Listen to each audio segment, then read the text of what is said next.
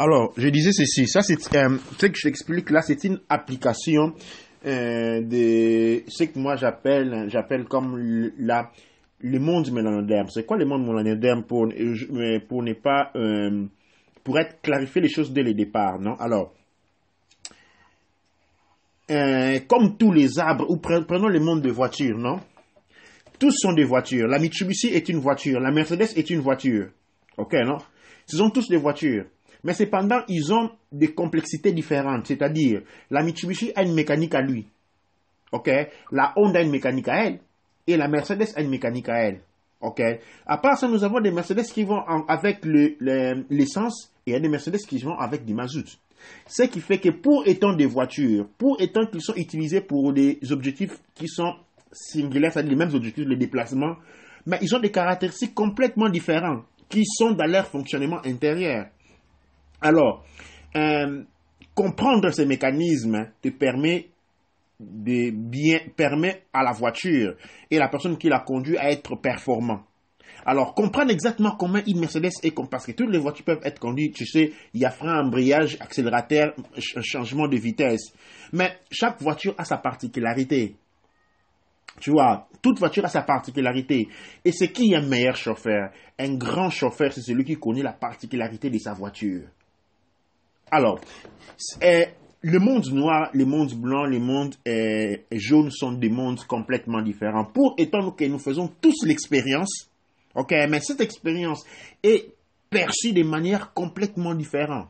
Exactement comme la Honda, la Mercedes et disons par exemple la Jaguar ou Land Rover.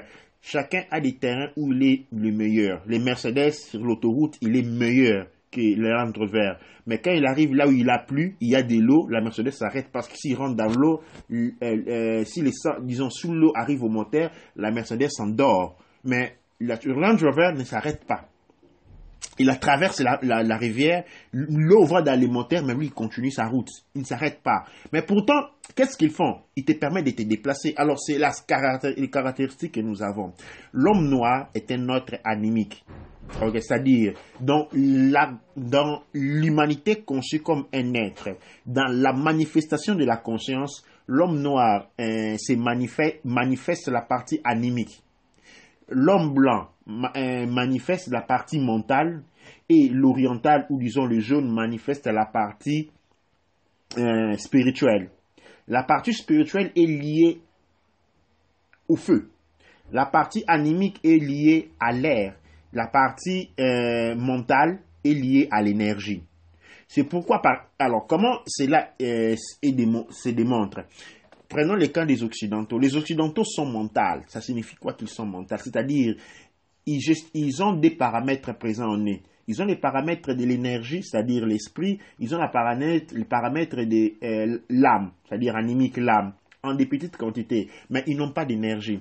C'est comme ça, les Blancs, ils cherchent depuis les charbons, les pétroles, l'énergie éolique, l'énergie du vent. Ils sont toujours là à chercher des énergies. Okay. Le monde oriental avec la Chine, un des pays les plus peuplés du monde, ils n'ont jamais eu de problème d'énergie comme l'Europe qui a une population très basse. Pourquoi? Parce que c'est comme ça que l'Occidental fait l'expérience. Il doit connaître l'énergie. Les mondes orientaux s'expriment à travers, ils sont un monde spirituel, c'est-à-dire ils ont l'énergie, ok? Ils ont l'âme, c'est-à-dire ils ont l'énergie, ils ont le temps, mais ils n'ont pas d'espace. Alors, l'oriental a toujours un problème de gestion d'espace. Ceci se manifeste dans le monde pratique, par exemple, par la conquête qu'ils se font entre eux. La Chine a toujours voulu dominer le Japon. Le Japon qui a toujours voulu dominer la Chine, ainsi avec l'Indochine et les autres pays de l'Asie. Ils ont un problème d'espace, on se voit à travers l'espace. Les mêmes problèmes d'espace qu'ont les Européens, mais ils l'ont encore, disons, de manière plus stable. Ils ont un problème d'espace et on les voit avec comment sont faits leurs yeux. Hein. L'Europe, tu dois être devant lui. Ok, tu vois, il est très rigide d'une certaine manière parce qu'il ne regarde ni à gauche ni à droite, il voit devant. Il est sur la ligne du temps, il a le temps, mais il n'a pas d'espace. Les noirs, par contre, il a l'énergie. Ok, les noirs a l'espace, il sait voir l'espace, mais les noirs ne maîtrisent pas le temps. il ne maîtrise pas les temps. Il a des gros problèmes à maîtriser les temps. Tu lui dis, voyons-le dans 1 heure du temps, il va venir dans 3 heures du temps. Et si tu te fâches avec lui pour avoir fait des heures de retard, il va te regarder étrangement. Pour nous, on a des problèmes de temps. Les parents ne savent pas prévenir la vie des enfants. Ils vivent du jour au lendemain. Parce que quand tu dis à un noir, tu vis le jour au lendemain, il ne te comprend pas le jour au lendemain. Pour lui, il vit. Le lendemain, pour lui, bah, on va s'en occuper quand on va arriver là-bas. C'est-à-dire, ils ont des enfants et puis ils ne comprennent pas que nous devons grandir d'une certaine manière pour projeter la vie dans le futur, voir ce qui vont voir arriver les enfants. Les noirs, ils te regardent et disent, mais ces problèmes, ce type a des problèmes parce que pour lui, ton futur là, pour lui, ça n'a pas beaucoup d'importance. Il voit ça comme maintenant. Ça, c'est un point faible. Alors, l'homme blanc a une caractéristique anémique. Qu'est-ce que cela signifie? Signifie dans toutes les applications scientifiques, il y a 3 parties. Alors, il y a une partie mentale. Il y a une partie mentale, une partie spirituelle, une partie anémique. Alors, rentrons par exemple dans un camp qu'on a développé aujourd'hui, le camp de la mathématique. En mathématiques, dans le monde mental, 1 plus 1 égale 2. OK? 1 plus 1 égale 2. Parce qu'on a affaire avec une projection mentale. Et dans le monde spirituel oriental, ce n'est pas le cas. Absolument pas le cas.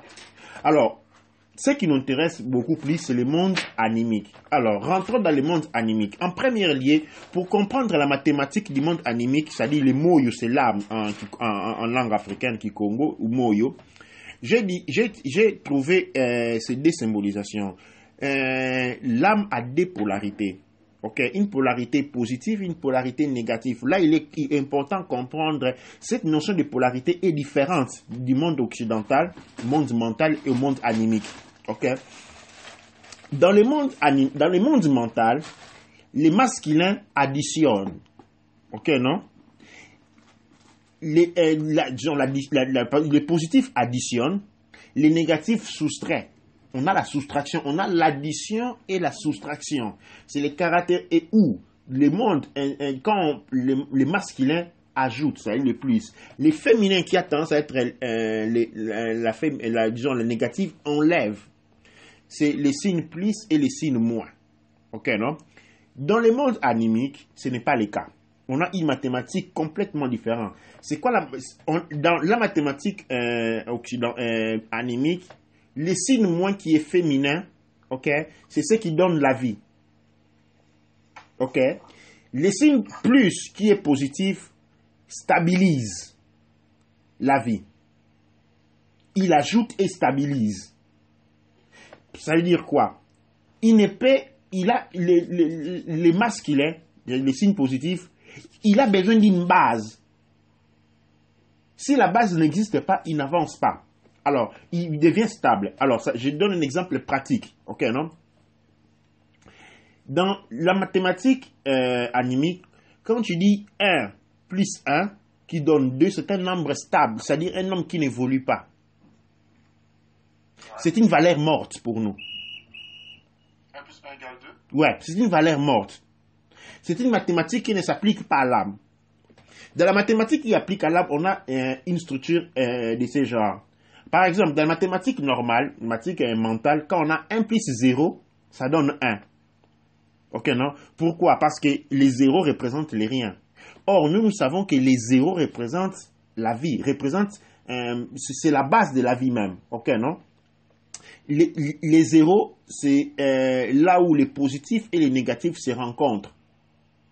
Il y a effondrement. Alors, quand nous on dit 1 plus 0, ok, qu'est-ce que ça nous donne? Ça nous donne 1, après il y a les signes de l'infinité. Moi, je fais ça avec des petits zéros. C'est-à-dire, qu'est-ce qu'on a 1 plus 1, 0? On a une série de 1 qui se répète à l'infinité. Quand moi j'ai une valeur 1, ok, j'ajoute 0, c'est-à-dire je la multiplie à l'infini. Ça a une application mathématique et économique bien déterminée. Quand je prends 2, je dis 2 plus 0, j'ai comme résultat 2 avec la valeur infinie. C'est-à-dire, j'ai une progression successive des zéros, des deux. Ces définis vont jusqu'à l'infini. Ainsi de suite jusqu'à 3, 4, 5, 6, 7, 8, 9. Alors,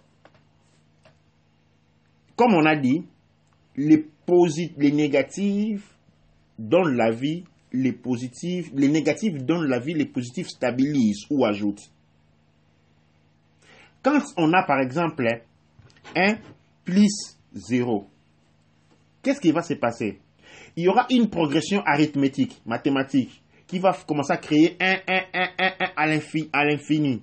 Mais cet infini suit une certaine courbe. Arrivé à un certain point, les zéros, va subir ce qu'on appelle, il va se créer un effet miroir. Où l'effet miroir, on va voir les reflets des 1. Les reflets de 1 sur un miroir, ça devient moins 1. Et 1 moins 1, plus 1 moins 1 donne 0. 0, ça signifie quoi? La stabilisation. Tout est stabilisé. C'est-à-dire, on tend à se stabiliser. Ceci s'explique, par exemple, dans les théories économiques, on dit que, même du point de vue physique, plus tu travailles, plus tes forces commencent à descendre. À un moment donné, tu dois pouvoir te reposer pour reprendre des vigueurs. Ce qui fait 1 plus 0, il y a une progression de 1 qui a tendance à aller vers l'infini. Mais pourquoi on n'arrive pas à l'infini? Parce que l'infini, c'est par rapport à ton niveau de conscience. Alors, quand ça arrive au cheminement de ton niveau de conscience, qu'est-ce qu'il va avoir? Les zéros vont disparaître, on aura les reflets de 1. Les reflets de 1, c'est moins 1, donc voilà, stabilisation. Tu es complètement fatigué, tu dois te recharger, tu dois arriver à un niveau D. Et les D continuent, il y a une progression de ce genre. Alors, par exemple, l'application mathématique, c'est quoi? L'application mathématique, tout ça, on est projeté toujours dans le temps. Hein. On est en train de résoudre notre problème en tant que mélanodème, c'est celui du temps. Ça signifie quoi? Si toi, aujourd'hui, tu y as 1, tu ne pourras avoir que 1. Ces 1-là doit te servir de base pour arriver à 2. Pour commencer à avoir 2. Parce que quand tu t'arrêtes comme capacité de travail à 1, ces 1-là va tendre à 0. Les 0, ce n'est pas le manque, c'est l'anéantissement des forces. Parce que l'univers a tendance à rentrer dans un état d'équilibre où il est complètement... L'équilibre, c'est 0. 0, ça signifie quoi? Il y a parité des forces entre les forces qui donnent la vie et les forces qui redistribuent ou maintiennent la vie. C'est l'effondrement. Et ceci peut être appliqué à toutes les valeurs. Je ne sais pas si tu m'as suivi. En fait, ça me fait penser en Égypte antique, 0 c'est néfer, ça veut dire parfait, c'est ça? Ouais, 0 c'est parfait. 0 c'est un champ d'effondrement. L'univers est équilibré quand on arrive à 0. Quand on est à 1, l'univers est déséquilibré. Les processus de l'univers, c'est de se rééquilibrer. Il a tendance à rentrer vers 0. Alors, quand il arrive vers 0, comme nous, on est dans la création, on augmente la valeur pour arriver à 2. Alors, cette variation-là vers l'infini, je parle de l'infini, donc je suis en train de parler du temps. Je suis en train de parler du temps. C'est-à-dire, les 1 se répètent. C'est-à-dire, nous, on est rentré à tant qu'âme, nous, on ne rentre pas en arrière. C'est-à-dire, quand on commence à 1, c'est une expérience qu'on continue vers l'infini. Alors, qu'est-ce que cela a comme rapport? Cela a comme rapport qu'on a des opérations comme l'addition. L'addition, c'est l'équilibration. La soustraction, chez nous, ça n'existait pas. La soustraction, chez nous, c'est loin que la vie. La soustraction, c'est? N'existait pas. C'est rééquilibration. C'est-à-dire, quand moi j'ai 5 et j'enlève 5, pour enlever 5, je dois introduire une valeur qui est moins 5. Alors, quand j'introduis moins 5, j'ai 0 en tant que point de balance. Alors, pendant que dans la mathématique mentale, quand il y a 5, pour avoir 0, tu dois lever 5. Mais tu me suis? Ouais. Or, chez nous, par contre, cela ne s'applique pas à l'âme. À l'âme, quand il y a 5, pour pouvoir avoir 0, c'est-à-dire pour rebalancer l'univers, tu dois introduire l'antimatière. L'antimatière, en ce moment-là, a une valeur de moins 5. Et cela se balance. Il n'y a pas perte. Il y a balance. La balance, qu'est-ce que là te permet? C'est-à-dire, ça te donne une nouvelle plateforme. Les chiffres 0, c'est les chiffres de la potentialité. Il y a dans 0, il y a toutes les potentialités numériques, de 1 à 9, mais inexprimées. Alors, chaque fois qu'on a 1, les 1 s'évoluent à l'effondrement. Quand les 1 s'effondrent, ça dit qu'il s'est rééquilibré. En ce moment-là, qu'est-ce qui se passe? Tu n'as pas perdu. Tu as la base pour commencer à travailler sur 2. Les 2 plus 0 va donner une valeur 2 avec infini. C'est-à-dire qu'il y a infinité. Cette infinité correspond à ton champ d'évolution mentale, à ton niveau de conscience. Ton niveau de conscience permet d'arriver 2, 2, 2, 2. C'est fini. Il y a une personne, un autre niveau de conscience permet d'arriver à 2, 2, 2, 2, 2, 2, 2, 2, 2. Et c'est comme ça qu'on évolue. Et cela va te permettre la stabilisation de 2. Quand est-ce que D se stabilise? D se stabilise quand il y a un paramètre anti-2 qui arrive. Antimatière, anti-gluon, les moins 2. On y ajoute. On ne soustrait pas. La soustraction chez nous, ça n'existait pas. D'accord, mais le moins 2, comment tu l'expliques concrètement, par exemple? L'antimatière, concrètement, donne un exemple. Alors, l'antimatière, les scientifiques appellent ça paramètre inconnu. Ok, mais pour nous, ce n'est pas paramètre inconnu. C'est l'acquisition de la chose. Par exemple, alors, je vais donner qu'est-ce que je peux donner comme exemple? Alors, tu as 2 morceaux de pain devant toi. Ok, non? Alors, qu'est-ce qui se passe? Pour arriver à 0, tu dois manger ce pain-là. Ok, non? Tu manges les pains. Le pain est assimilé en toi. Son énergie est transformée en toi. Il devient invisible. Il part de la partie de l'invisible du monde. C'est la valeur moins 2 parce que tu as moins 2 pains. Ah, donc en fait, tout ce qui est antimatière, c'est l'invisible. Ouais. Ok. Ouais, qu'est-ce qui se passe? Il n'y a plus le pain devant toi, mais il y a une valeur en toi. Maintenant, tu es rassasié. Tu peux commencer à travailler pour avoir 4 morceaux de pain, 3 morceaux de pain, 4 morceaux de pain. La soustraction chez nous, elle n'existait pas. Alors, quelqu'un pourrait dire, mais oui, mais toi, tu dis quand je mange le pain. La soustraction pourrait dire que, disons que j'ai 10 morceaux de choses, je suis en train de les vendre. Application non animique. Dans le monde animique, on ne vend pas.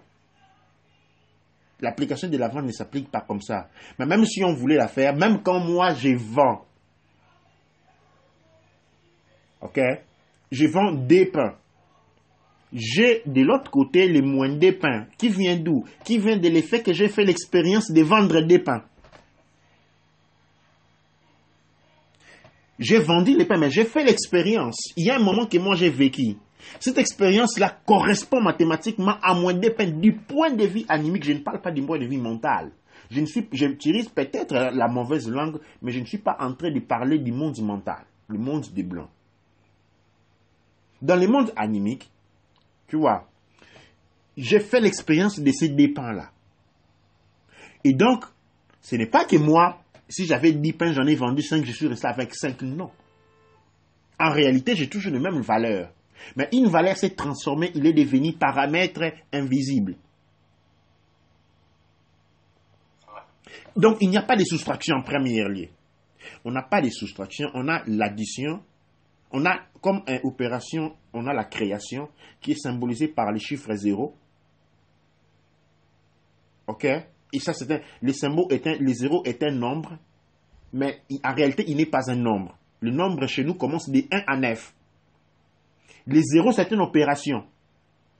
Chaque fois que l'élément, le chiffre ou le symbole 0 est mis derrière une lettre ou additionné à une lettre, c'est pour dire qu'on est en train d'aller vers, on est en train de faire une extension vers l'infini.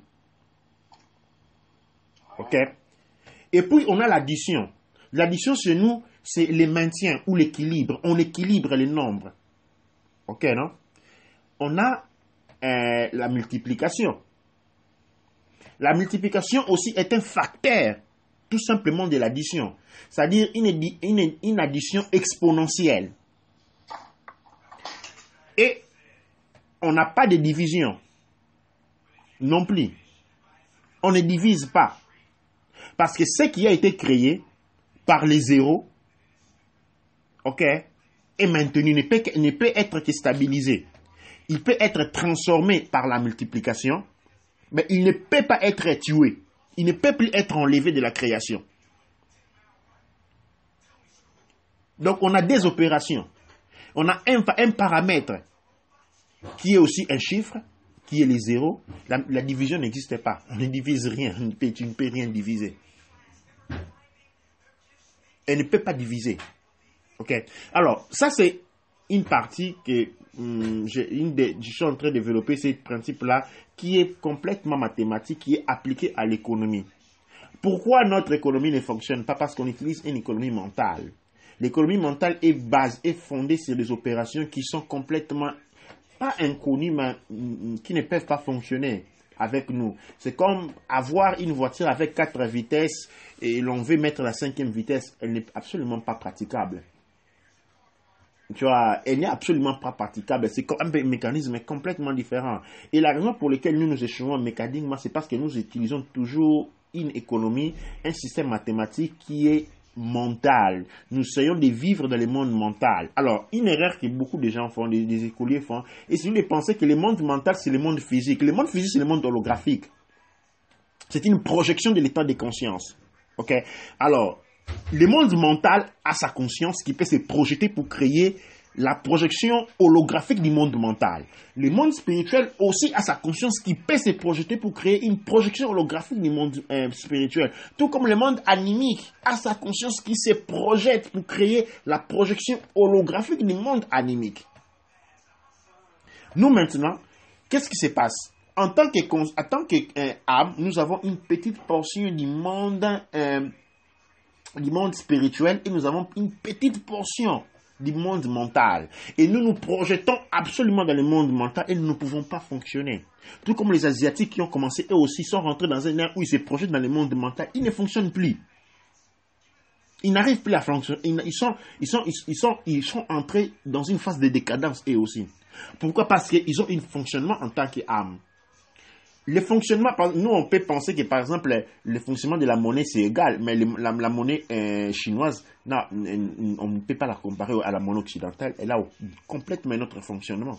C'est même, à la limite, si nous devons nous appeler à l'argent, ce que les occidentaux appellent par l'argent, par son fonctionnement, alors on peut dire que les orientaux n'ont pas d'argent, ils n'utilisent pas d'argent, ils utilisent un système égal, avec des monnaies, mais qui n'a rien à voir avec le fonctionnement occidental. Pourquoi? Les occidentaux ont un fonctionnement mental et ils ont un fonctionnement spirituel. Le feu, le monde du feu. Nous, par contre, on a un fonctionnement animique. Le fonctionnement animique, c'est le monde de l'âme. Et le monde de l'âme, c'est le monde de l'air. L'air, c'est pas invisible. L'air, il est invisible à celui qui est du monde mental. Quand il interprète les mécanismes mentalement, pour toi l'air est là invisible. Mais qui interprète les paramètres du point de vue de l'âme, ce n'est pas de l'invisibilité. Alors, sortant du paramètre mathématique et économique, je rentre dans un paramètre que j'appelle un peu linguistique et sociologie. Ok? Alors, quand tu te réfères à beaucoup de langues négro, disons, mélanodermes, qu'est-ce que tu vas trouver? Il y a beaucoup l'utilisation du terme nous et vous. Ok, non?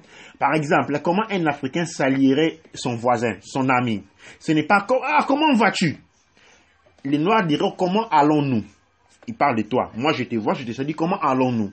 Et toi, tu vas me répondre, nous allons bien, pour parler de toi, mais c'est toujours ancré dans les nous.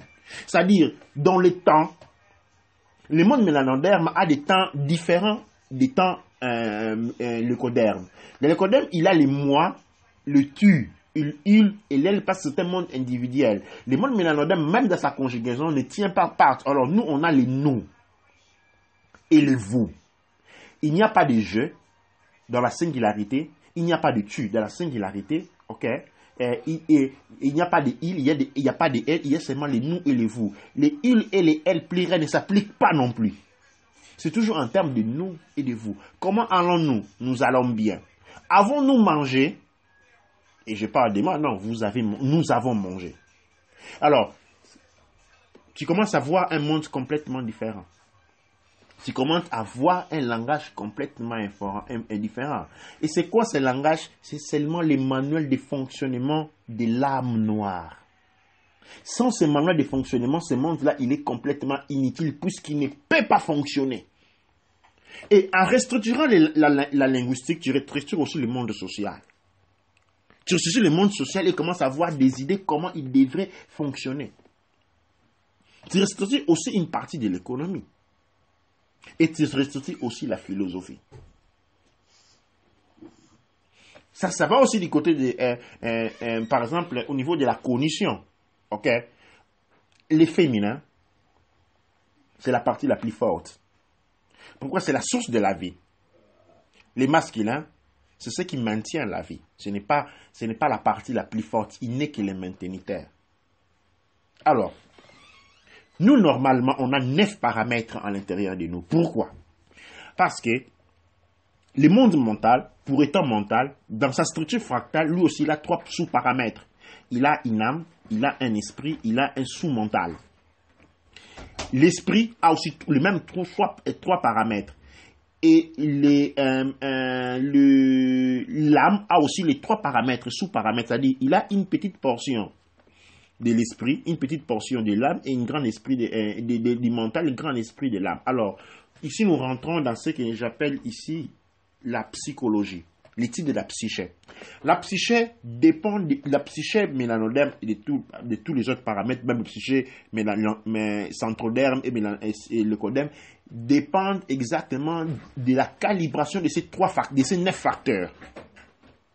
Alors, le monde leucoderme doit avoir une balance déplacée ou disons orientée sur les fonctions mentales. Ces fonctions mentales doivent être alignées d'une certaine manière pour être équilibrées. Sinon, ils développent les maladies psychiques. Un homme blanc qui veut vivre la vie comme un Japonais développe des maladies psychiques. Parce qu'il va introduire des paramètres spirituels qui ne devaient pas être là. Ouais. Un homme asiatique qui veut vivre comme un Africain va avoir un certain déséquilibre parce qu'il va introduire dans les 9 ajustations paramètres là des valeurs qui sont complètement, par exemple, animiques. Et ceci va les déséquilibrer. Comme l'homme mélanoderme qui doit vivre par rapport aux 9 combinaisons, des 9 facteurs, et il doit être, sa structure doit plutôt être orientée vers une structure animique. En vivant comme un blanc ou en vivant comme un japonais, cela est déséquilibré. Et il développe des maladies psychiques. Mais c'est quoi par exemple, vivre comme un blanc? Alors, vivre par corps comme un blanc, je ne m'entends pas du tout à vivre en conduisant une Jeep. Non, ça n'a rien à voir. Ça, c'est l'interprétation du cerveau. OK? Ouais, c'est l'interprétation, c'est les projections qu'on a. En réalité, vivre comme un blanc, c'est vivre dans le monde mental. Vivre complètement dans le monde mental et n'avoir aucune idée de ce qui est, par exemple, ton monde, dans toi, le monde animique. Ne savoir pas exactement comment fonctionne le monde animique. Aujourd'hui, par exemple, les hommes noirs, depuis la colonisation, vivent dans le monde mental, c'est-à-dire ils vivent comme des blancs. Mais est-ce que tu peux te donner des exemples concrets, plusieurs exemples de la vie de tous les jours? Il suffit voir comme nous vivons. Des animiques, on n'a absolument rien. Ok, par exemple, un exemple. Nous rêverions, pourquoi va-t-il faire des études? C'est pour trouver un travail, disons. Mais c'est ça un peu l'orientation, non? Pour trouver un travail pour subvenir à ses besoins.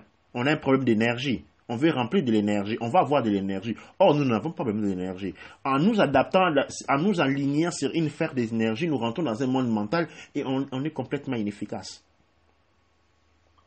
Or, nous, l'énergie, nous les avons. L'énergie, il est comment tu dis que l'énergie nous les avons? Les mondes noirs et pourquoi les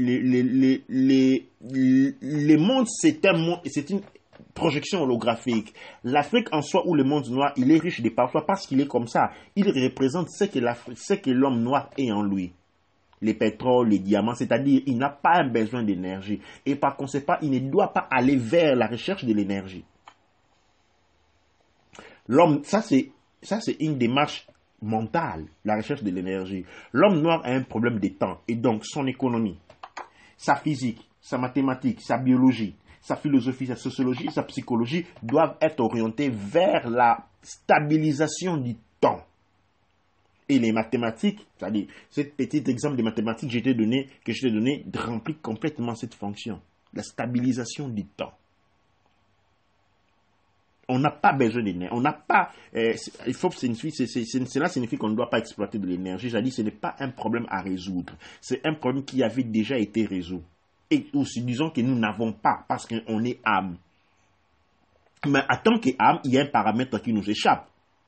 Les paramètres qui nous échappent, c'est le temps. Et notre projection doit être orientée vers cette direction. Sinon, on échoue dans toutes les possibilités. Alors, définissons les mondes du temps. C'est le travail qu'il faut faire, parce qu'on n'a aucune idée. On a des intuitions, mais en réalité, on doit implémenter ces mécanismes.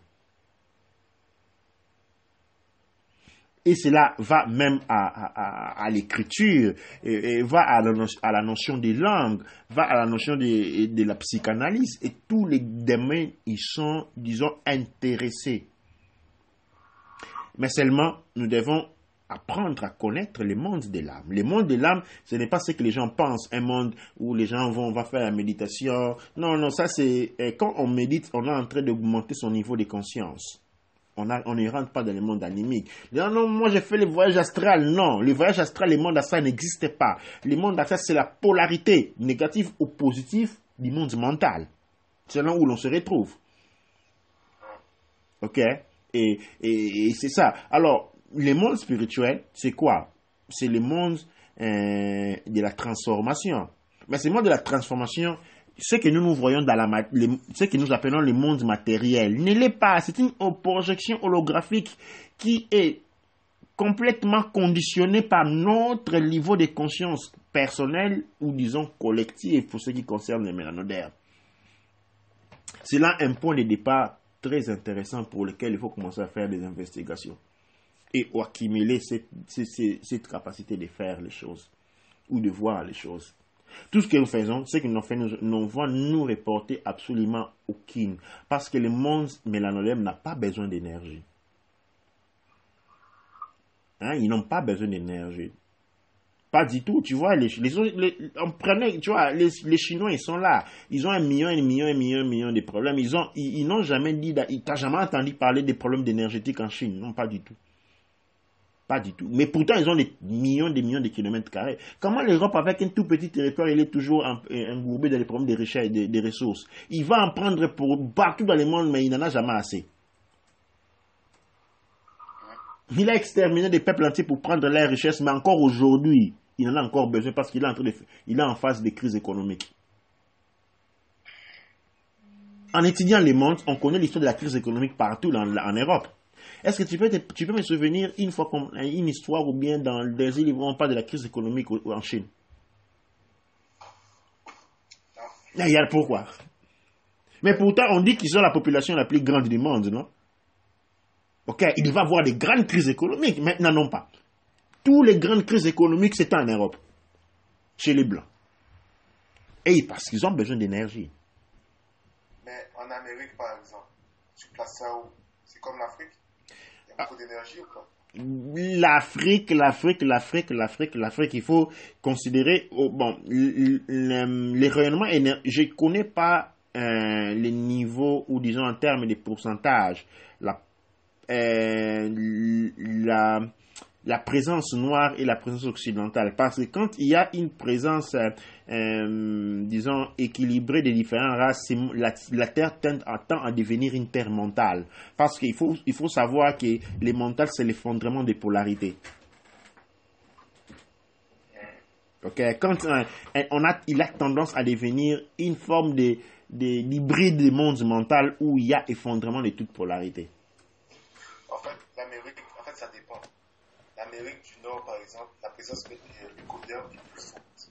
Ouais. C'est un monde. Mais à partir du Mexique jusqu'au Brésil, c'est un monde mélanodien. Ouais.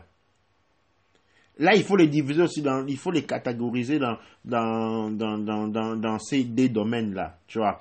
Et il faut, parce qu'il y a une thèse ici, dit non, il faut pas diviser les gens, c'est mauvais. Non, c'est une fausse théorie, ok. C'est du faux messianisme. Dans la forêt, hein, on voit les lions, ok, et on voit les léopards. Les léopards vivent dans la brousse, ok, total. Les lions vivent là où il y a des herbes, ok. Ils sont bien différents, ce sont tous des animaux. C'est une erreur penser que, tu vois, on n'est pas notre corps physique, on est des consciences. Ok, non? C'est comme dire, moi et toi, on est en train de conduire des voitures différentes. Ça n'a rien à voir. C'est-à-dire, toi, tu es en train de conduire une moto. C'est une moto que tu es en train de conduire. Moi, je suis en train de conduire une Mercedes-Benz. C'est une Mercedes-Benz. On ne doit pas. C'est différent. Oui. On sait que nous, on est conscience. Mais notre conscience est en train d'expérimenter une expérience. Et pour cette expérience, il s'est créé des instruments qui sont complètement différents d'un point à un autre. Les confondre est une erreur grave. Tu vois, et c'est comme conduire la moto, penser que tu es dans une voiture, tu vas mourir. Tu vas faire un accident, je veux dire. Et cela doit être, c'est-à-dire, non, c'est la discrimination, non, on doit seulement se ressembler. Ça, c'est une faute grave. On doit élever notre conscience et aller au-delà des barrières mentales qui nous ont été imposées, mais dans le même temps, nous devons reconnaître ce que nous sommes. Et savoir, quand la Mercedes est en panne, on la porte dans la Mercedes, dans les garages Mercedes. Si tu la portes dans un garage Peugeot, ils vont faire le travail, mais il y aura des conséquences par rapport à ça parce qu'ils ne comprennent pas cette technologie-là, c'est pas la leur. Et ceci n'est pas un discours discriminatif. Ce n'est pas un discours séparatiste.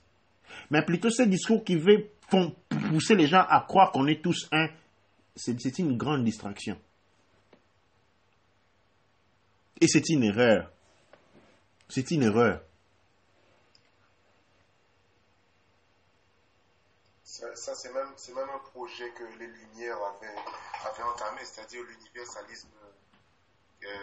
Pas chrétien, mais l'universalisme en tant que tous les êtres humains se valent, etc.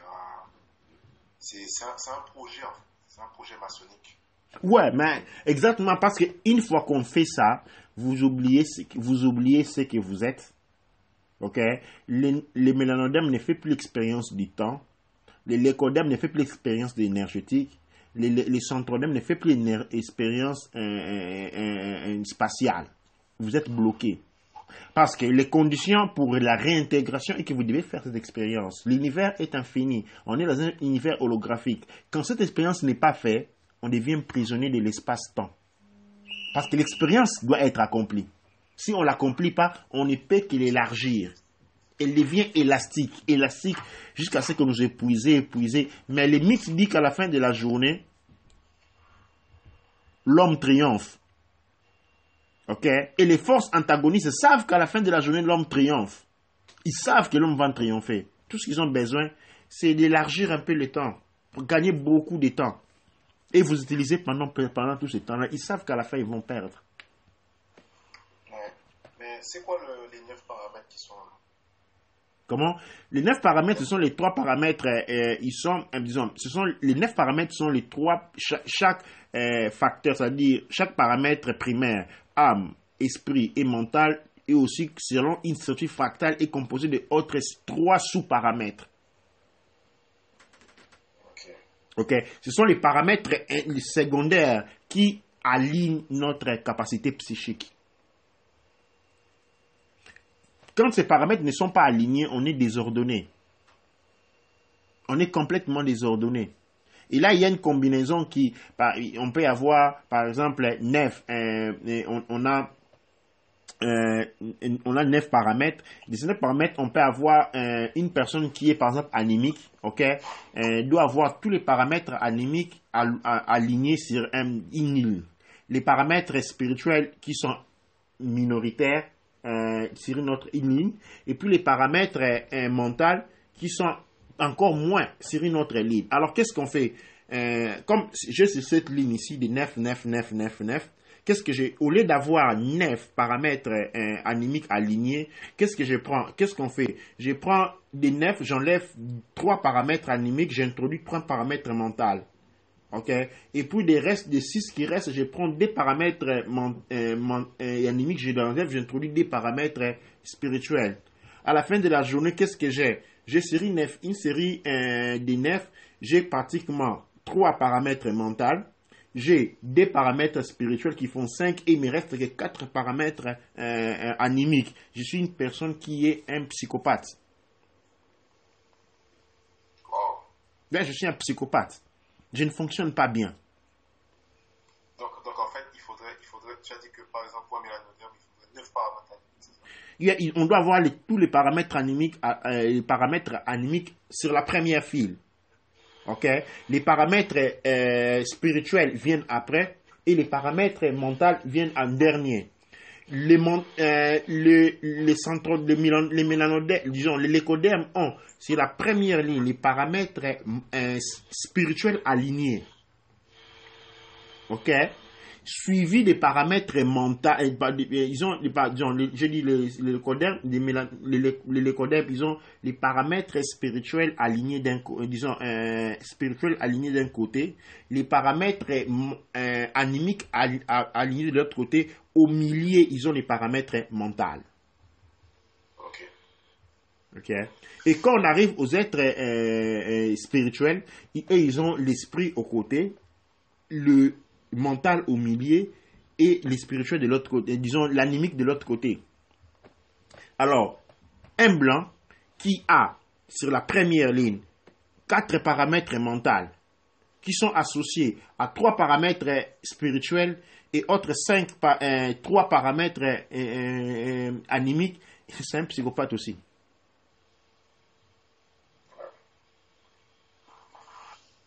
Et cela, c'est bien visible quand on étudie les séquences du DNA. Sur les séquences de DNA, tu peux voir les paramètres? Ouais, sont visibles. Okay. Tu vois, c'est ça un peu en gros, cette élaboration-là. Mais dans l'enseignement, par exemple, des Chinois et des Japonais, est-ce que c'est vraiment centré sur l'esprit? Ouais, absolument. Dis-moi jusqu'à dernièrement, moi, ils ont commencé à collapser dans le monde mental aussi. Mais avant, c'était complètement centré dans le monde esprit. Et qu'est-ce qu'il y a, par exemple? Est-ce que tu peux donner des exemples d'enseignements sur l'esprit que les jeunes japonais ont? Alors, d'enseignement, je ne sais pas trop. Par exemple, regarde, l'Asiatique n'a pas de problème énergétique. Il en a en suffisance. Et il n'a pas de problème de temps. OK? Ils sont très ponctuels. OK? Alors, ceci se reflète, par exemple, dans la manière dont ils étudient. Il y a un mythe métropolitain qui dit que les Chinois sont très, très, très, très intelligents. En matière de computer, il ne faut même pas aller. Ils maîtrisent les computers comme rien. Ça, c'est une mythe légendaire. Pourquoi cela est possible? Il est possible parce qu'ils étudient, ils étudient ce que nous appelons ici l'informatique sur des bases complètement différentes. Ils étudient les sciences de l'informatique sur des bases spirituelles. Alors, quand je dis spirituel, je ne parle pas de spirituel comme nous l'entendons du point de vue religieux. Je parle du respect des quand je dis religieux spirituel, je dis par rapport aux 3 paramètres. C'est-à-dire, ils ont aligné en premier les paramètres feu, qui est esprit, okay, qui est espace. Après, ils ont les paramètres mentaux et ils finissent avec les paramètres anémiques. Cela, je dis, c'est une lecture, un instrument de lecture. Ce n'est pas spirituels parce ils vont dans les temples bouddhistes faire des choses, ça n'a rien à voir. Ça, c'est une chose qu'on a des difficultés encore à comprendre parce qu'on processe tout mentalement. Et jusqu'à pas très longtemps, ils procédaient les choses de manière spirituelle. C'est-à-dire, pas spirituel contre à cause spirituel, ils processaient les choses en se basant sur un logarithme, je dirais, un processus qui part des paramètres de l'esprit. Ici, ça n'a rien à voir avec les spirituels. Les spirituels, c'est du chantage. Le monde spirituel, c'est du chantage. Comme nous l'entendons, c'est du chantage. C'est quelque chose, c'est un copier-coller. Et c'est ce qui a permis leur stabilité pendant très longtemps. Ok? Et tu sais combien de fois les États-Unis ont cherché de faire basculer la Chine ou leur monnaie? Ça n'a jamais fonctionné. Or, la Chine n'était pas très puissante il y a 30 ans. Cependant, toutes les tentatives essayées, ça n'a pas bousculé. Les Américains sont allés faire la guerre au Vietnam, mais ça n'a pas marché. Ça n'a pas marché. Ça n'a pas pu marcher. Ils sont restés sur sur un bloc bien défini. Ils sont restés pendant très longtemps. Les choses ont commencé à basculer parce qu'à un moment donné, ils ont été convaincus que la meilleure façon, c'est aller dans le monde mental. Alors voilà la Chine qui détruit toute la Chine en introduisant le communisme. On introduit le communisme, on commence à imposer les travaux forcés, on commence à suivre, on se met sur la course à l'armement. On veut s'armer pour devenir puissant militairement. Alors on rentre dans le monde mental. Et dans ce monde mental-là, les codeurs même gagnent. Parce que ça, c'est son point fort. Ça, c'est son point fort. Toi, tu peux t'armer pendant 20 ans pour préparer une guerre. Lui, il va s'armer dans 3 jours. Il risque même de te battre. Mais si on s'arme dans l'invisible, nous, on pourra gagner, c'est ça? Ouais, mais ce n'est pas l'invisible. C'est du visible. Le monde animique, ce n'est pas du monde invisible. C'est invisible pour ceux qui fonctionnent. C'est comme si je te lance un programme, je ne sais pas moi, Windows 10, c'est ton programme, Windows 10 ou Macintosh, c'est ton computer Windows 7. Il ne va pas le voir. C'est invisible, il ne va pas le décoder. Tu vois, c'est comme je t'envoie comment on appelle ça, MMS sur ton portable Nokia de 2001. Ça ne va pas l'ouvrir. Ça ne va pas l'ouvrir. Et le monde animique, ce n'est pas un monde invisible. C'est un monde invisible mental. Mais il est visible. Il est complètement visible à ceux qui fonctionnent avec la modalité animique. C'est à ce point-là qu'il faut arriver. Est-ce que tu as déjà connu des gens dans ta vie qui fonctionnaient avec le monde animique? Et Mélanodère? Non. Non? Non. Comment c'est possible? Parce qu'on a été victime du monde mental pendant très longtemps. Le problème, c'est qu'on commence à procéder. On commence à traiter toutes les informations mentalement. Ok? De l'autre côté, ceux qui sont des mondes animiques peuvent entrer dans le monde mental et y sortir. On a eu des occasions. Mais c'est pour ceux qui sont dans le monde mental, il y en aura peut-être que je n'ai pas rencontré.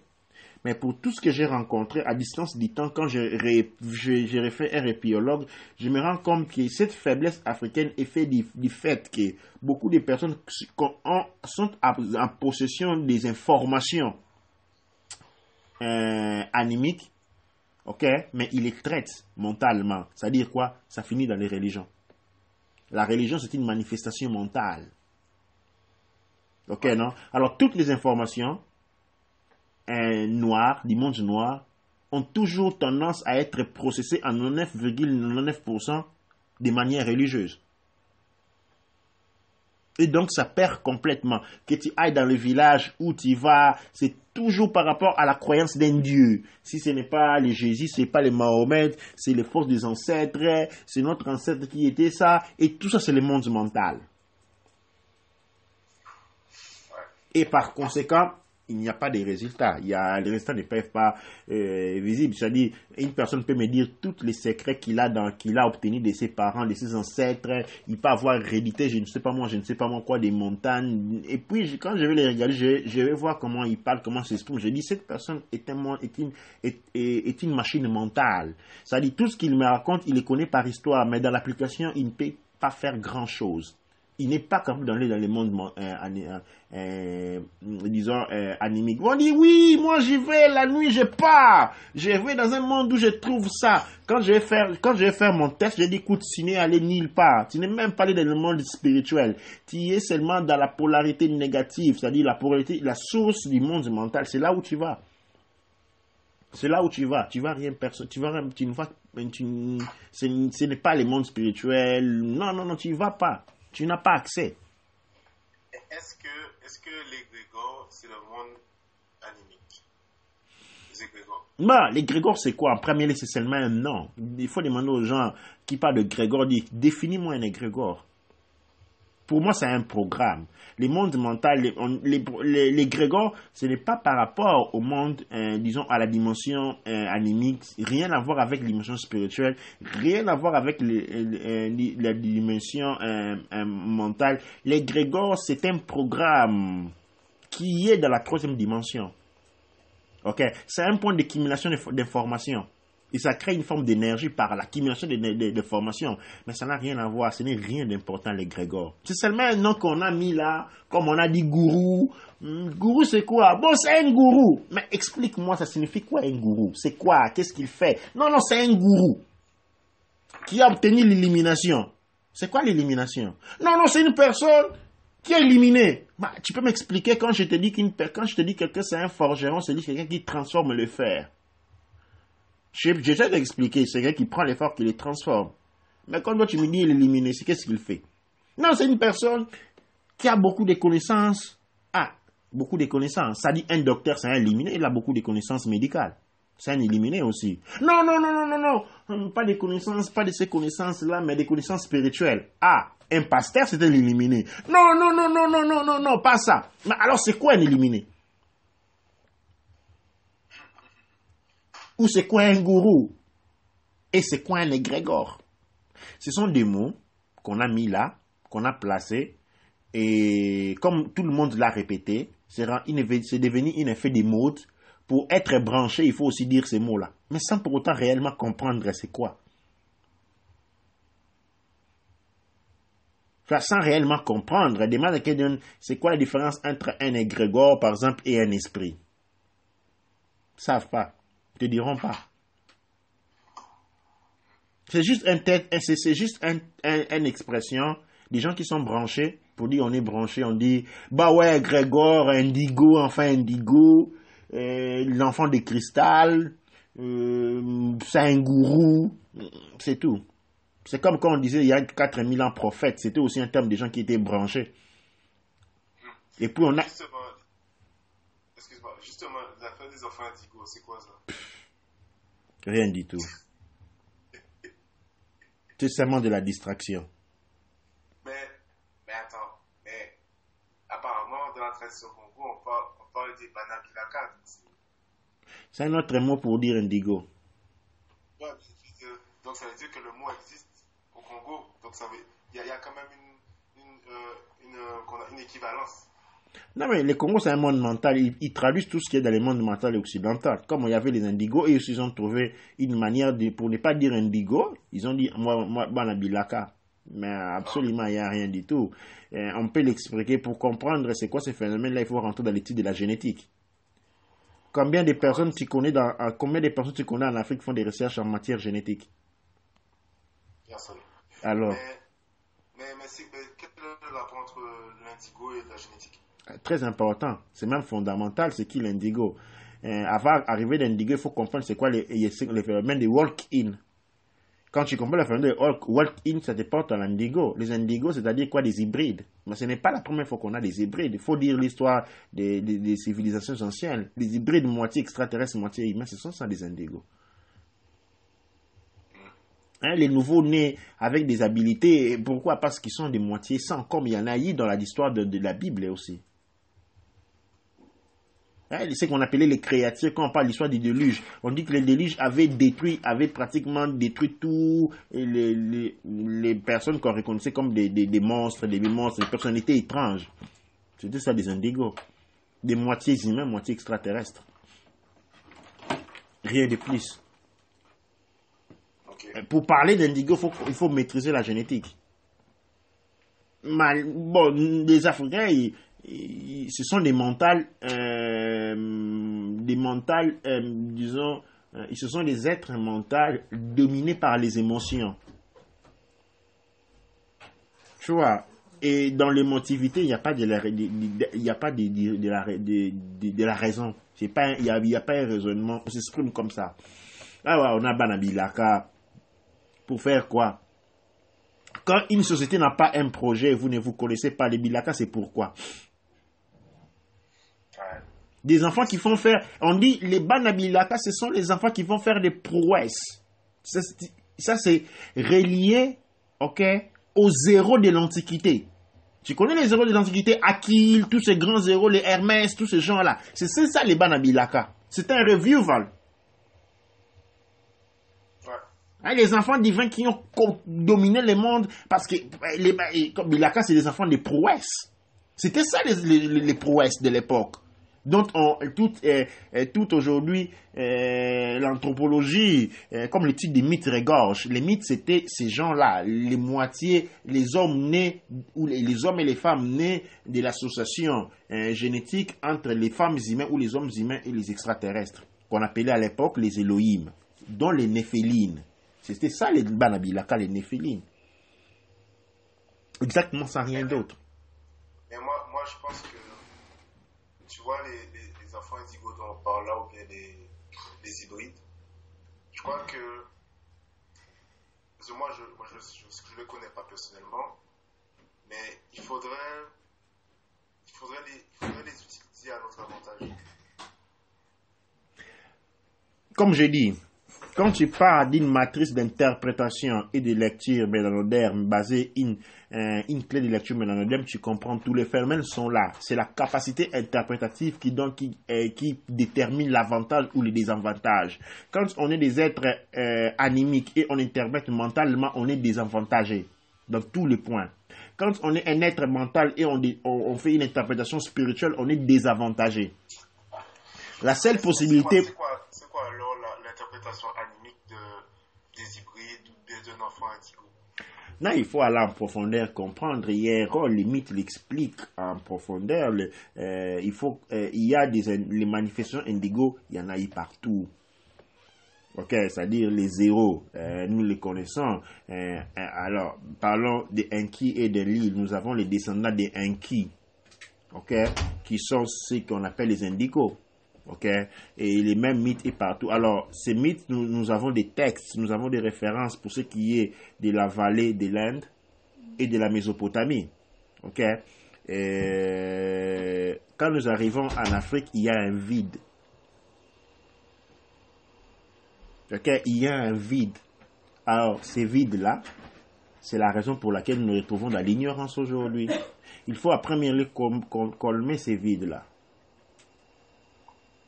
Il faut colmer ces vides-là. Et pour combler les vides, il faut trouver les informations relatives à ces vides-là. Alors, une fois qu'on a ces informations-là, qui sont en circulation d'une certaine manière, on commence à changer notre capacité d'interpréter le monde, parce que le monde n'existe pas. C'est le cerveau qui interprète. Mais nous avons un cerveau animique qui fonctionne sur la modalité mentale. Et donc, on est en désavantage. Il faut seulement recalibrer le cerveau. Comment recalibrer le cerveau? Il faut lui donner des inputs différents. Et c'est quoi les inputs? Les inputs sont les mathématiques, la littérature, la physique, l'économie, la philosophie, la sociologie et la linguistique. Quand tu donnes les corrects inputs, il te donne les résultats. C'est un computer, le cerveau. Il a besoin des inputs. Une fois qu'il a été calibré à travers les inputs, il te donne les résultats voulus. Tu vois. Ça, c'est en grosso modo l'idée de la société des scientistes noirs. Tu vois. Et parler de ces arguments, permettre au cerveau comme toi, à la jeunesse, de prendre ces dates, de pouvoir les étudier. Prends le temps de te regarder, 1 plus 0, ça me donne l'infini, de 1. 2 plus 0 me donne l'infini sur base 2. 3 plus 0 me donne l'infini sur base 3, et ceci va jusqu'à 9. Parce que 0 n'est pas un chiffre. C'est un point de départ. C'est un point de création. Alors dis-moi, voyons trouver des applications, parce que les mathématiques, c'est ce qui crée l'électricité, c'est la base. Nous savons que nous avons des opérations, nous avons la création qui est symbolisée par 0, nous avons l'addition ou la stabilisation, nous n'avons pas de soustraction, nous avons la multiplication, okay, qui est et puis nous n'avons pas de division. Alors, sur cette base, essayons de comprendre par exemple comment fonctionne le corps des noirs, sur une base mathématique. Ça signifie quoi? 1 plus 0 me donne 1 à l'infini. L'infini sur base 1. 2 plus 0 me donne l'infini sur base 2. Mais du point de vue biologique, qu'est-ce que cela signifie? Quelles sont les implications d'une telle conception? Sur le plan de la chimie, quelles sont les implications d'une telle conception? Alors là, on commence à évoluer. Mais c'est là où vient cette histoire d'alimentation. Exactement. Exactement. Ce qu'un leucodème mange, on ne peut pas manger. Exactement. Là, tu commences à combiner maintenant. Il y a une combinaison des valeurs. Et tu rentres dans les aliments sont faits des valeurs mathématiques. Chaque apport alimentaire a une valeur nutritionnelle mathématique. Alors, quand toi, tu as une mathématique qui s'applique à ton monde, les choses commencent à voir, parce que la mathématique, c'est un langage. Et quand toi, tu as une mathématique à toi, ton monde à toi s'applique de manière différente. Même les instruments de musique. Là, il faut calibrer un drum. Il faut le calibrer sur quelle base? On dit qu'il faut mettre à 432 Hz. Sur quelle base? Sur quelle mathématique? Quelle est la mathématique appliquée? Il faut faire attention. Les instruments chinois ne sont pas calibrés sur la même base des instruments occidentaux. Hein? Oui, mais là, tu vas même loin. Je parlais même des types d'instruments même. C'est-à-dire que nous, on a des djembés, des tambours. Ouais. À mon avis, ça, c'est animé. Ouais. Et un instrument comme, je sais pas, la guitare électrique, c'est mental. Ouais. Tu vois? Et moi, ça me fait de la peine quand je vois des mélanodermes jouer de la guitare électrique. Et en train de faire comme les rockers à casser des guitares. Pour moi, ça, je comprends pas. Mais ils pensent que apprendre ce genre d'instrument, c'est être civilisé. Ouais, c'est être mental. C'est être mental, c'est être aliéné, c'est être malade.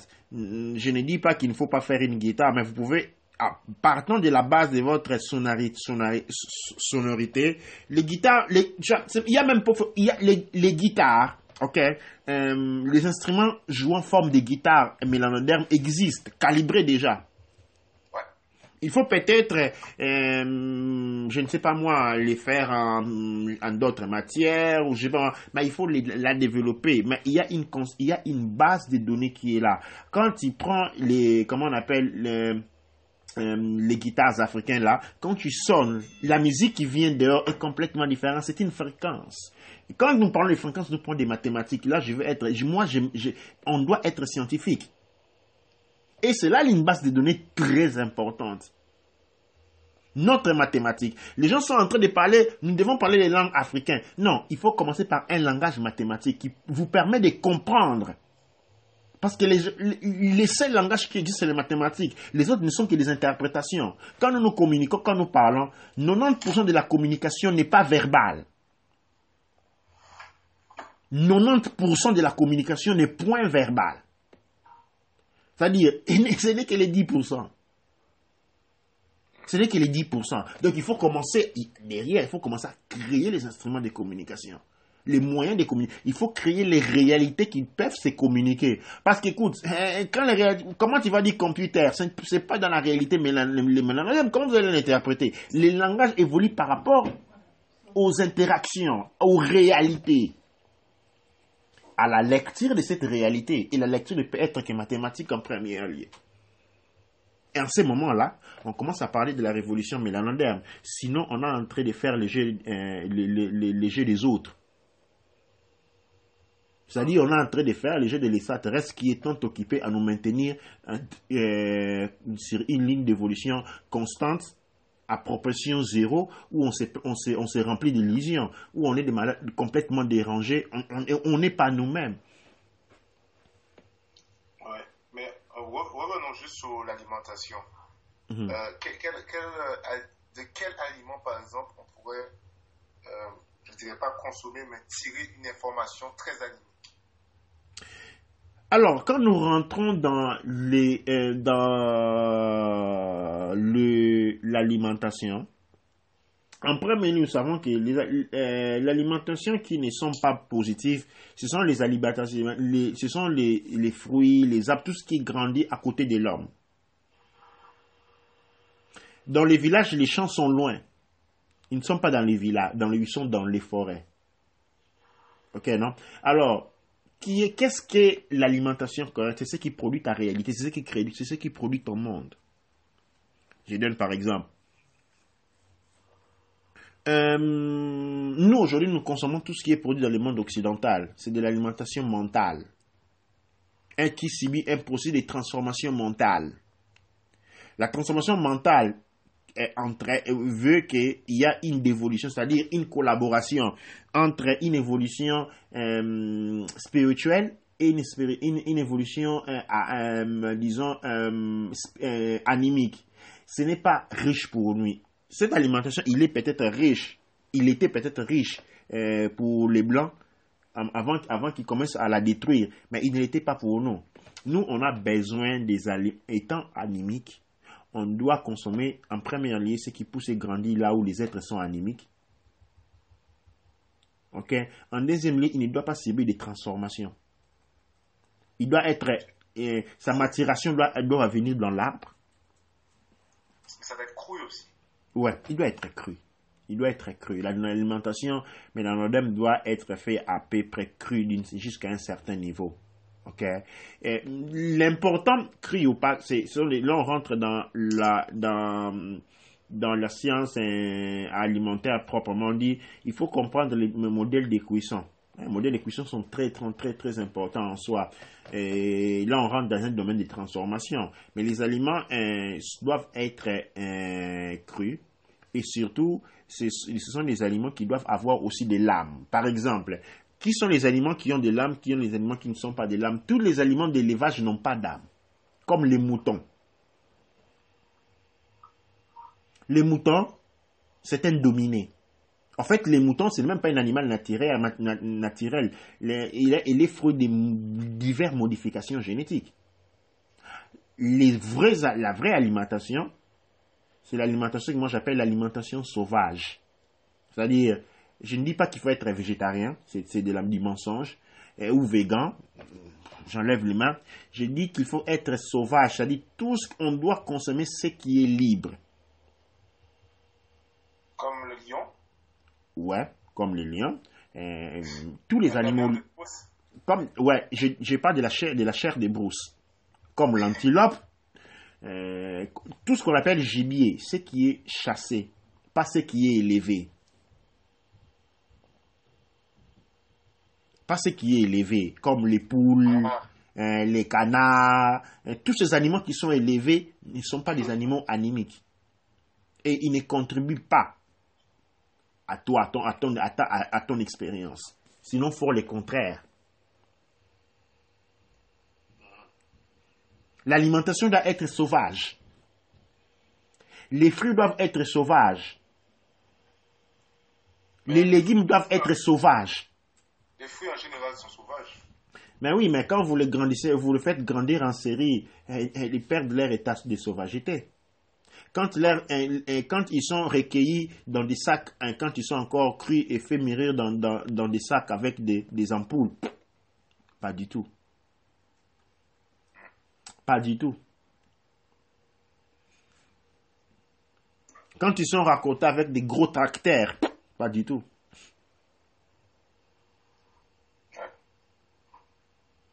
Pas du tout, ça perd complètement. Et l'aliment, pour respecter, pour conserver sa partie anémique, doit être aussi local.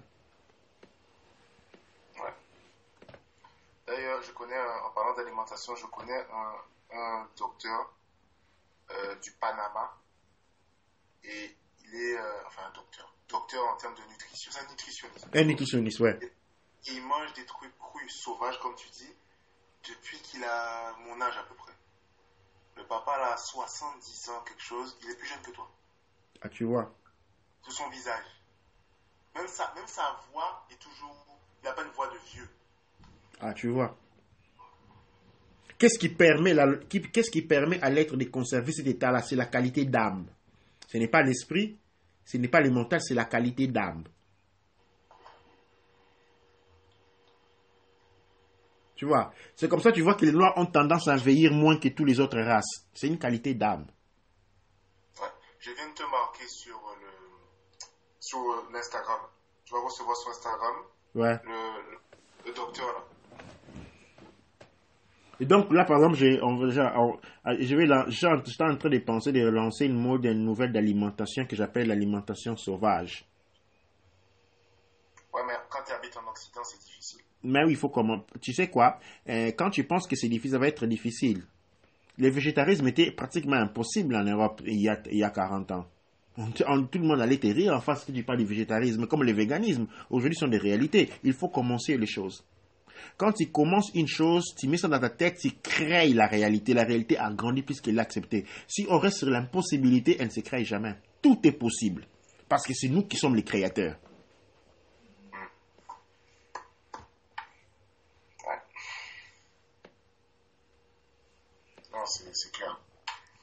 Je voulais aussi te parler d'un truc, c'est quand tu dis que l'enjeu des mélanodermes, c'est le temps. C'est-à-dire que qu'est-ce que tu penses, par exemple, d'un mélanoderme qui n'a pas de problème de temps, qui arrive à l'heure? Il faut voir s'il vit dans un monde mental. Parce que ça aussi, il s'aliène complètement, il sort de ce que lui il est complètement dans le monde mental et par conséquent, il y a quelqu'un, il y a Wanji qui est en train de nous appeler. Ouais, attends. Je lui ai dit que tu es là. Comment on fait pour le faire rejoindre les groupes là? Attends, comment on va faire? Ah, ok. Il est pas connecté? Ah, si, c'est bon. Comment on les fait? Ouais, on est là. Ça va? Ouais. C'est bon. Attends, je sais pas si Wanji, il a répondu aussi. On était avec... Ouais, c'est bon, il est là. Ouais. Ok, c'est bon. Ouais, on a des... Et j'ai enregistré tout ce qu'on a dit là, et comme ça, je pourrais envoyer à Wanji, il pourra réécouter les discours. On a parlé au moins pendant plus d'une heure là déjà. Et en fait, c'est ça quoi. Et c'était quoi la question, Nicolas? Je disais, qu'est-ce que tu penses par exemple d'un mélanoderme? Parce que généralement, les mélanodermes, ils ont des problèmes de temps. Mm-hmm. Qu'est-ce que tu penses d'un mélanoderme qui, lui, arrive à l'heure? Ouais, alors, il y a cet effort-là qu'on peut faire consciemment.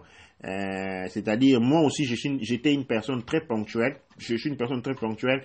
Mais je peux te dire, avant, c'était une question mentale, dans le sens que j'ai fait l'effort de me rendre mental et de devenir vraiment ponctuel de ces points de vue. Mais cela ne signifie pas que j'ai la maîtrise du monde, maîtrise du temps. Ok, la maîtrise du temps, c'est quelque chose de complètement divers. Comme je t'ai fait voir, quand j'ai fait 1 plus 0 qui me donne 1 plus l'infini, les 1 va vers l'infini. Et dans l'infini, dans cette progression de 1, 1, 1, 1, 1, c'est une fréquence de 1 qui se répète, il y a la progression vers l'infini, positive. Ok? Mais il y a aussi l'infini négatif qui rentre les moins 1, 1 dont la balance me donne 0. Alors, ça veut dire quoi? Quand moi je deviens capable de pouvoir bouger à travers le temps, aller dans une progression, par exemple, 1 sur 5, ok, de voir les résultats de ces 1 dans ces moments-là et l'anticiper dans ces moments présents. Alors, c'est ça la capacité du monde animique. Utiliser le temps de ces points de vue-là. Mais juste arriver en temps ne résout pas grand-chose. Signifie seulement qu'on s'est aligné beaucoup avec les capacités mentales ou des fois aussi spirituelles. La science noire, c'est la manipulation du temps. Tu vois, être capable de voir les résultats, ok, d'une certaine action Par exemple, je vois la progression sur base 1, c'est-à-dire 1 plus 0 qui me donne l'infini sur base 1, de me faire une projection. À ce moment-là, j'ai fait une projection dans ces temps-là, de voir ces temps-là, comme je vois l'espace, et de les ramener aux résultats ici, de savoir exactement comment les choses vont évoluer. C'est ça, notre ligne d'évolution.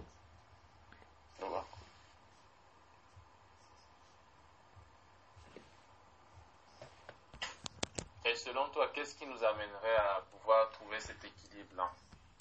Et l'équilibre, pour la trouver, il faut y travailler sérieux, il faut y travailler sérieusement. C'est comme ça que j'ai lancé l'idée de créer la société, une société de scientifiques noirs. C'est-à-dire, sur certaines bases de données, nous allons commencer à étudier le monde animique, le monde de l'âme. Hein. Le monde de l'âme, ce n'est pas le monde de l'invisible. Non, non. C'est une manière de procéder les informations. D'accord. Donc, en procédant les informations de manière animique, nous nous rendons dans la situation où nous développons une conception ou un monde animique. Le monde animique, ce n'est pas le monde noir, parce qu'on dit noir, on se réfère à la couleur de la peau. Mais le monde animique, c'est le monde de l'âme. Et le monde de l'âme a un fonctionnement complètement différent du monde mental, et comme du monde spirituel, qui est le monde centroderne. Ok.